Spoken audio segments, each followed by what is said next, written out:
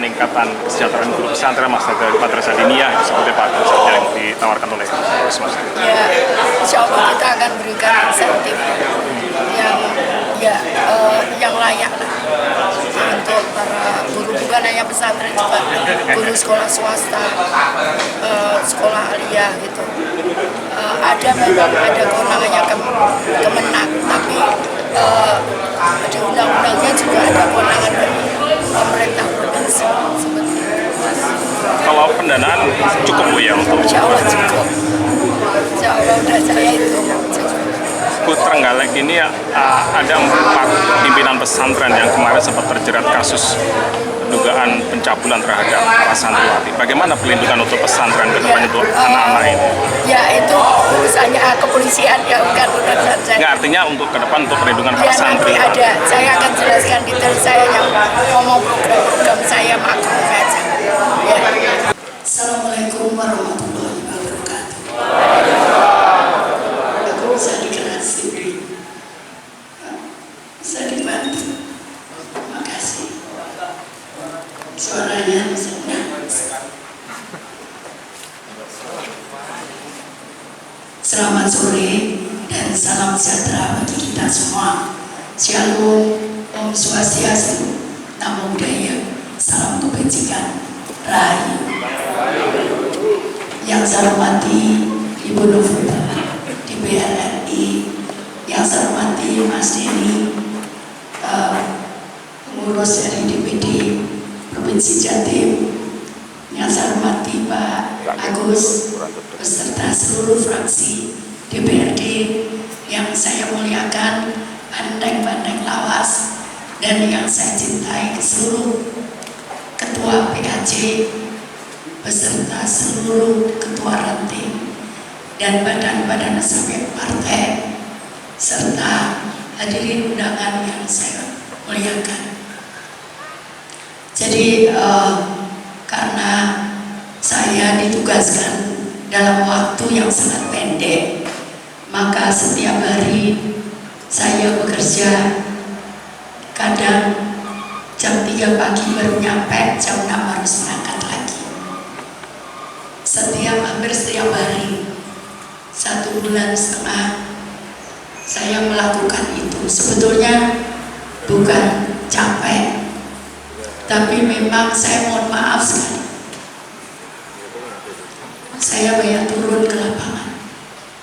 Jadi saya ingin teman-teman PAJ, teman-teman ranting, anak ranting, dan seluruh pengurus DPC coba renungkan apa yang kita dapat dari 5 tahun kepemimpinan yang ada saat ini. Saat saya mendengar Trenggalek butuh air, saya turun sendiri sehingga kita bisa bantu 60 titik air bersih di Trenggalek. Saat ada ramalan bahwa akan ada tsunami, saya turun sendiri saat saya jadi Menteri Sosial untuk bagaimana warga Trenggalek ini aman, tidak terkena masalah saat tsunami. Saya langsung dari Jakarta. Pertanyaan saya apa yang kita rasakan dari pemerintah provinsi saat ini? Penjenengan merasakan apa? Tidak ada apa-apa ya. Itulah yang harus kita jual. Kenapa Bapak Ibu sekalian? Saya berapa hari yang lalu diundang di Batu Tulis. Ada seseorang yang minta ketemu saya. Saya dipanggil di kamar. Beliaunya menitipkan, katanya, Bu, saya komunikasi dengan Bung Karno. Beliaunya menitipkan saya khusus untuk Trenggalek. Kalau Trenggalek diperhatikan, saya juga bingung ada. Saya telepon sama Mas Arifin, Mas, aku dipeseni ini. tolong apa yang bisa kita bantu. Jadi seperti itu. Nah, padahal dulu menang kan di sini, betul Mas ini. Lionya kan menang di sini kan, menang kan? Ya. Apa yang kita rasakan saat ini? Nah, itulah tadi yang saya katakan. Kenapa demikian, Bapak Ibu sekalian? Saya tidak melihat, ya kalau dananya Mas Arifin, kenapa saya turun saat saya wali kota pun saya tahu berapa PAD-nya, berapa APBD-nya Trenggalek. Karena itu saya bantu. Saat saya ngomong ada banjir, saya bantu alat berat. Saya sewakan alat berat kalau nggak salah berapa bulan untuk menangani banjir. Kemudian saya juga bantu air bersih. Nah, Bapak Ibu sekalian, rekan-rekan semuanya, DPC, PAC, ranting, ayo kita bergerak. Bukan untuk saya. Insya Allah saya sudah selesai dengan saya sendiri. Kalau saya belum selesai, saya tidak berani untuk doli karena resikonya nyawa saya. Tapi karena saya sudah selesai, saya berani. Meskipun itu taruhannya nyawa saya. Yang ingin saya sampaikan adalah kenapa demikian? Karena saya yakin banyak tangisan-tangisan para orang tua. Bahkan saya kemarin masuk di beberapa pondok pesantren yang mereka marah sekali. Kenapa? Karena mereka dulu di garda terdepan untuk kemenangan pemerintahan saat ini provinsi, tapi ternyata tidak ada sama sekali perhatian untuk mereka. Pondok pesantren gajinya hanya 150.000, muridnya banyak anak yatim, banyak orang tidak mampu. Saya sempat nangis. Kenapa saya katakan demikian? Apa yang kurang dengan anggaran APBD provinsi? Cukup besar, Bapak Ibu sekalian. Dan karena itu saya berani meyakinkan kepada Bapak Ibu sekalian, sekolah SMA karena kewenangannya provinsi, SMK, pondok pesantren, aliyah, madrasah, itu akan kita berikan gratis. Saya akan bantu, tadi saya sudah komunikasi daerah-daerah yang untuk guru-gurunya, terutama yang belum dapat insentif untuk sekolah swasta, madrasah, dan TK, SD dan TK. Kalau memang diperlukan bantuan, saya akan berikan bantuan. Insya Allah kalau Gusti Allah memberikan kepercayaan kepada saya. Bapak Ibu sekalian saya hormati, saya hanya ingin meyakinkan. Yang kedua, UHC di kesehatan di Trenggalek ini masih 75%. Insya Allah nanti kalau saya juga menjadi gubernur, kita akan buat kesehatan gratis di seluruh wilayah Jawa Timur. Apa itu ada duitnya? Saya mantan Kepala Badan Perencanaan Pembangunan. Saya tahu betul bagaimana menghitung anggaran. Meskipun Mas Edi nggak tahu berapa tahun dia menjadi DPR. Siapa yang lebih dari 15 tahun DPRD? Berapa tahun? Oke, saya di Badan Perencanaan 15 tahun. Saya di Kabag Bina Pembangunan yang ngurusi duit juga. Itu 3 tahun. Saya Kepala Badan Perencanaan Pembangunan Kota 2 tahun. Saya percaya kenapa? Procurement itu yang menciptakan saya, yang dipakai nasional. Budgeting itu yang menciptakan saya, yang dipakai Ahok kampanye saat di DKI. Itu yang menciptakan saya. Hak patennya ada di saya, meskipun atas nama pemerintah kota. Kenapa? Saya kuasa, saya insya saya mengerti tentang anggaran atau budgeting. Jadi saya tahu sebetulnya dengan uang yang ada saat ini, Mas Yeni, Mas Agus, 7,5 triliun untuk pendidikan, pastinya harus dijamin tidak ada lagi anak yang nulis surat termasuk ke saya untuk nebus ijazah, untuk bayar sekolah setiap tahun. Yang dengan 7 triliun itu lebih dari cukup. Bahkan untuk memberikan insentif guru, saya hitung berapa murid di Jawa Timur, saya hitung kasar 5 juta, ternyata nggak sampai sebesar itu. Itu sudah cukup sebetulnya. Di Surabaya saya 10 tahun, 7 tahun megang SMA, gratis semua, mulai TK sampai SMA. Masalahnya apa sekarang? Kemana larinya uang itu? Kemana larinya uang? Ya, jadi kemana larinya uang itu? Kemarin saya mendengar katanya sekolah yang disayangi itu hanya nak terima boda 100.000 rupiah.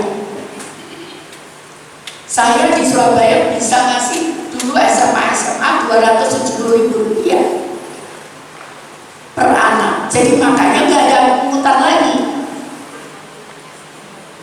Ternyata hanya 100.000 rupiah, dan itu ternyata tidak selamanya 1 tahun. Ini bukan jelek-jelekan, saya mendengar cerita. Jadi karena itu saya ingin menyampaikan kepada penjelasan semua bahwa kalau pemerintah ini bersih, maka cukup untuk kesejahteraan rakyat.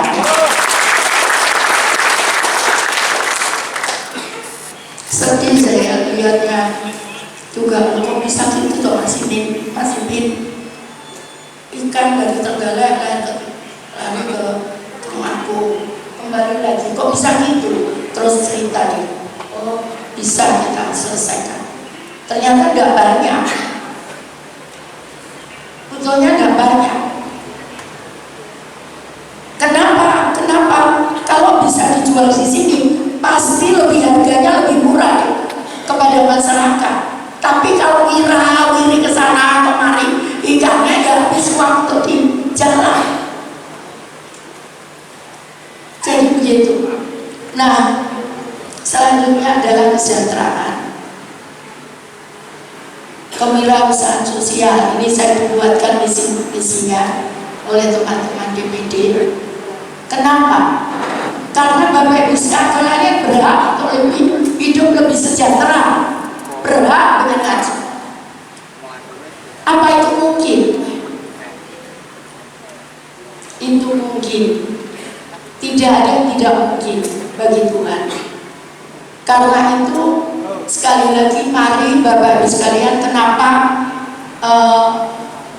saya memang turun untuk mencari permasalahan-permasalahan tadi.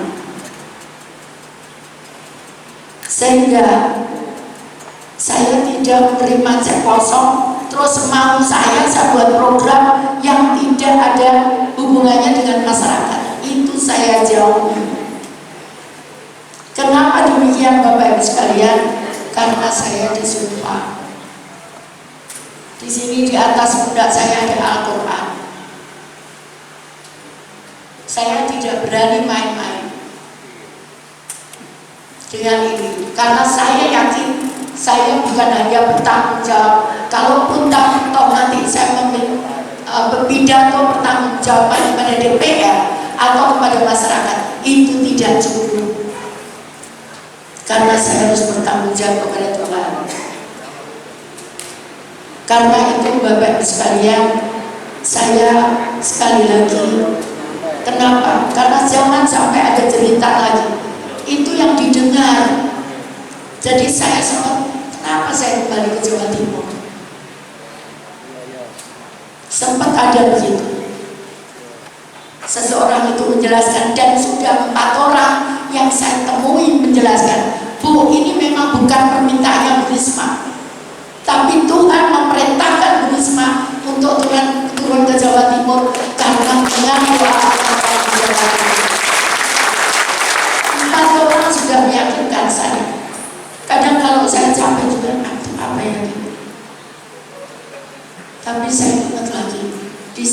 banyak orang yang masih kekurangan, yang membutuhkan pertolongan saya.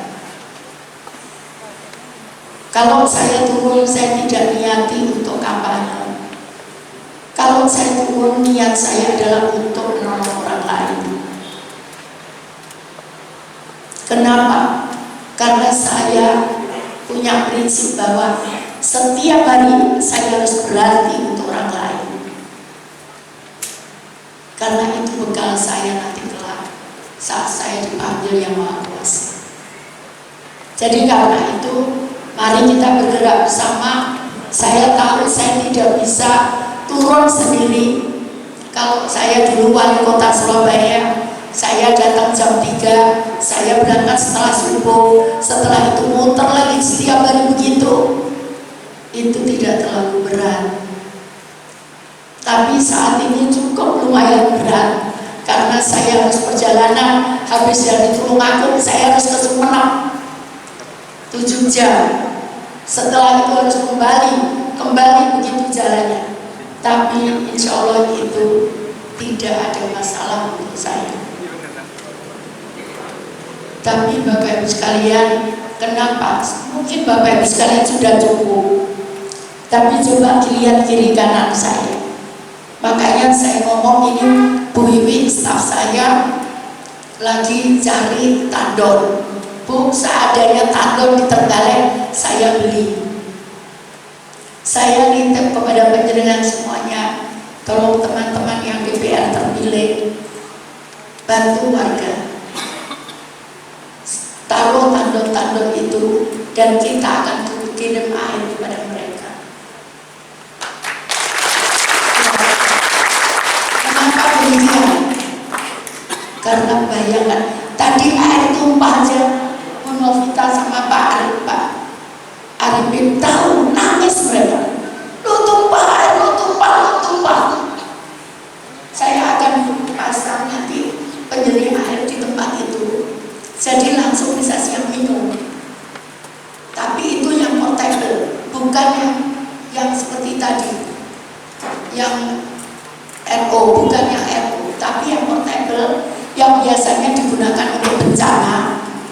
Jadi dia nyaring air kotor menjadi langsung air siap minum. Nanti di galon-galon itu kita bantu itu mereka per galon ada, insya Allah barangnya ada. Saya akan carikan, kalau tidak ada di sini, saya akan carikan di Surabaya. Kenapa Bapak Ibu sekalian? Coba, kita belum tentu, aku harus ngomong gini. Saya menurutkan teman-teman Kemensos, belum tentu kita hidup besok. Siapa ada jaminan kita besok hidup? Tapi saat kita hidup ini bermanfaat untuk orang lain, maka insya Allah itu akan jadi bekal kita kelak nanti kalau kita hidup. Karena itu, ayo sama-sama gerak kita bantu masyarakat kita. Umum kita bisa. Tadi saya katakan belum tentu besok bisa. Tidak ada jaminan kita besok bisa. Karena itu mari kita bersama-sama itu kita cari. Kalau di sini ada tak yang tahu, silakan laporkan mana yang kekeringan. Itu yang diwanti-wantikan oleh Ibu Ketua Umum, bonding dekat dengan rakyat. Apa yang rakyat rasakan itu adalah tugas kita. Penjenengan bisa laporkan ke sini. Jadi kalau ada di sekitar itu kesulitan, tolong laporkan ke kita. Itu bola, penjenengan lapor saja, itu udah pahala. Bola di saya, makanya kenapa saya kalau kirim surat, kalau ada warga kirim surat, saya pasti baca. Karena bola itu sudah ke saya. Kadang saya juga nggak tahu orangnya siapa. Dari luar Jawa, kadang ada yang tulis bahasa Jawa, huruf Jawa, saya nggak bisa baca. Kadang ada yang huruf PR, Pegon, saya juga nggak bisa baca. Saya harus nanyakan ini bacanya apa. Tapi saya berusaha untuk baca. Bahkan saya ingat sekali kalau saya bertindak lanjut itu sampai kapan. Jadi karena itu, ayo, tadi kalau dia sudah oke, dia ngomong, saya nggak bisa wudhu. Masa ya kita diam saja? Saya di Papua sana, ada seorang yang dia katakan, Bu, kami nggak bisa wudhu. Di Jakarta, langsung saya saring air laut itu jadi air tawar. Kenapa enggak? Dan ternyata bisa.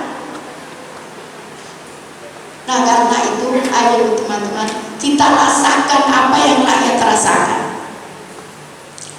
Termasuk mungkin diantaranya teman-teman. Jadi kalau saya ngomong buat pendidikan gratis, ternyata yang masuk banyak orang PDI-nya.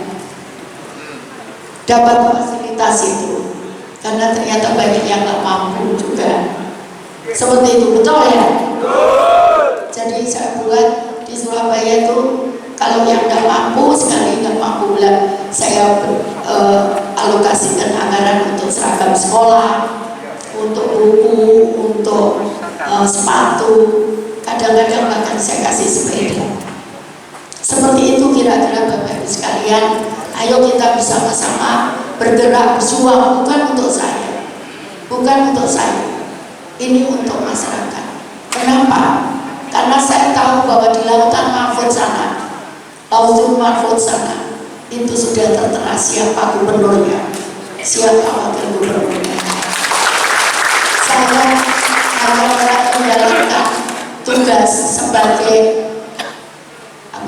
tugas partai. Saya menjalankan, kalau saya menjalankan itu saya tidak boleh setengah-setengah, mati pun saya ikhlas.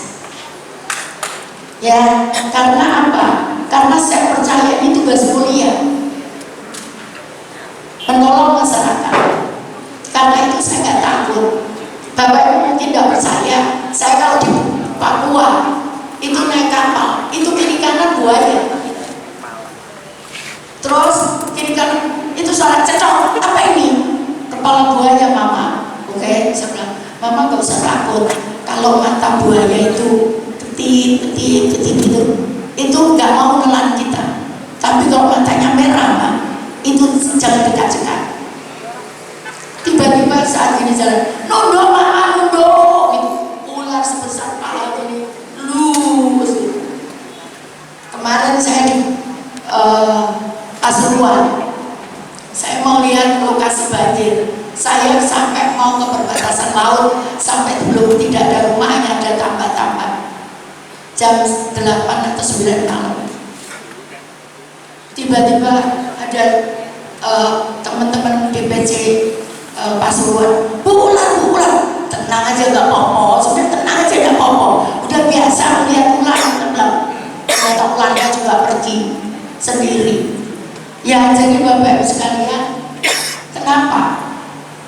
Kalau kita, insya Allah kalau kita berjuang untuk kemaslahatan umat, kita akan mati pun, kita akan mati syahid. Itu harus kita pegang. Dan saya percaya itu. Saya kira demikian. Terima kasih Bapak Ibu sekalian. Terima kasih teman-teman dari DPC, PAC, ranting dan anak ranting, serta sayap dan badan partai, serta bandai-bandai lawas yang saya hormati. Terima kasih semuanya. Saya mohon maaf, saya kalau teriak-teriak nanti suara saya habis lagi. Ini masih ada satu sesi lagi. Nanti jam 7 lagi saya masih harus bicara, tapi saya nggak akan tidurkan Bapak Ibu sekalian kalau saya sakit dan saya lelah.